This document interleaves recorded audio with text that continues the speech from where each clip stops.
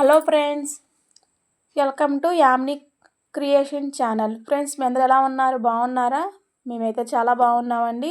So ఈరోజు video ఏంటంటే టమాటా రసం అనేది పెడుతున్నానండి మా అమ్మమ్మ స్టైల్గా. అది ఎలా తయారు చేస్తున్నానో చూడండి. ప్లీజ్ అండి, నా వీడియో కనుక చూసి మీరు ట్రై చేస్తే ఖచ్చితంగా కామెంట్ చేయండి. ఎలాగొచ్చిందో నాకు కామెంట్ చేయండి. సూపర్గా ఉంటుంది.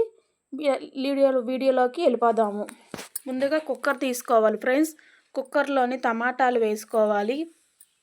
టమాటాలు వేసుకున్న తర్వాత చింతపండు కూడా వేసుకోవాలి. చింతపండు వేసుకొని కొత్తిమీర, కరివేపాకు వేసుకోవాలి. మిరియాలు కూడా వేసుకోండి. అంటే నా దగ్గర కరివేపాకు లేదని చెప్పి నేను కరివేపాకు వేయలేదు. మీకు ఖచ్చితంగా కరివేపాకు వేసుకోండి. ఉప్పు, పసుపు కూడా వేసుకొని దీనికి సరిపడా వాటర్ అనేది పోసుకోవాలండి. ఫ్రెండ్స్, నా ఛానల్ని సపోర్ట్ చేయండి, లైక్ చేయండి, షేర్ చేయండి, కామెంట్ చేయండి. తర్వాత వాటర్ పోసుకున్న కుక్కరు పొయ్యి మీద పెట్టుకొని 2 విజిల్స్ రావాలి. ఈలోపు నేను బట్టలు అన్నీ ఆరేసేసుకుంటాను ఫ్రెండ్స్ మేడ మీద. అదే నేను చెప్తున్నాను. వెనకాల బ్యాక్గ్రౌండ్ వాయిస్ వస్తుందని కట్ చేసి నేను చెప్తున్నానండి. ఇలా డాబా పైకి వెళ్ళిపోయి నేను బట్టలన్నీ కూడా ఆరేసేసుకున్నాను ఫ్రెండ్స్. మీకు ఎటువంటి వీడియోలు కావాలో నాకు సపోర్ట్ చేయండి ఫ్రెండ్స్. నా వీడియోలు చూడండి, లైక్లు చేయండి.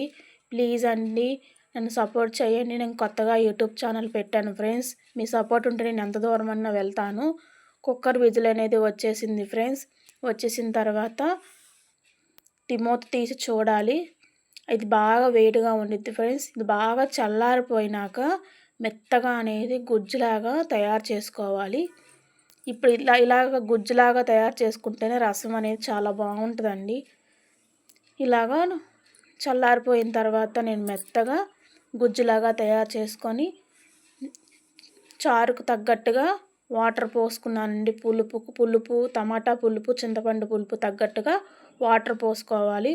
అందులోని ఉల్లిపాయలు, పచ్చిమిరపకాయలు, కొత్తిమీర, కరివేపాకు కూడా వేసుకోవాలి. ఫ్రెండ్స్, మీరు పచ్చిమిరపకాయలు వేసుకున్నారు కదా, కారం వేసుకున్నాక చూసి వేసుకోండి. ఎందుకంటే మనము ఇందాక మిరియాలు వేసాం, పచ్చిమిరపకాయలు వేసాం, ఘాటు ఎక్కువైపోతుంది. అందుకని చూసి వేసుకుంటే పిల్లలు కూడా తినగలుగుతారు. లేకపోతే ఆ కారం ఉండి పిల్లలు కూడా తినలేరండి. అందుకే మీకు తగ్గట్టుగా కారం అనేది వేసుకోండి. కారం వేసుకున్న తర్వాత పొయ్యి మీద పెట్టుకొని ఇది బాగా మసలాలి ఫ్రెండ్స్.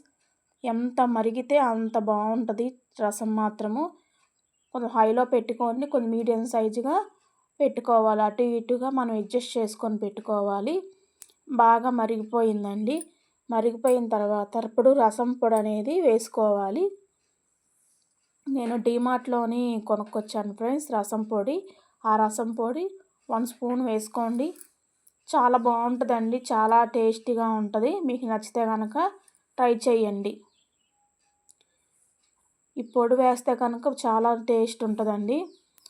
ఫ్రైలో కూడా తినొచ్చండి. చికెన్ ఫ్రై కానీ, దొండకాయ కానీ, బెండకాయ కానీ, బంగాళదుంప ఏ ఫ్రైలో కన్నా రసం వేసేసుకొని మనం తినేవచ్చండి. చాలా బాగుంటుంది.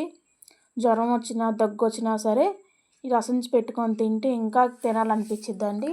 రసం మరిగిపోయింది ఫ్రెండ్స్. పోపు వేసుకోవాలి. కొంచెం ఆయిల్ వేసుకున్నాను.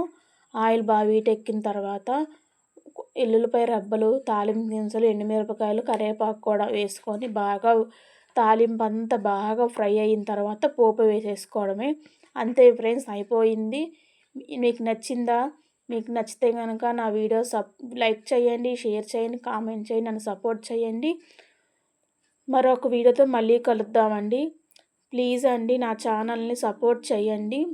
సపోర్ట్ చేస్తే నేను ఎంత దూరం అన్నా వెళ్తాను. లైక్ చేయండి, కామెంట్ చేయండి, షేర్ చేయండి. మరొక వీడియోతో మళ్ళీ కలుద్దాం. బాయ్.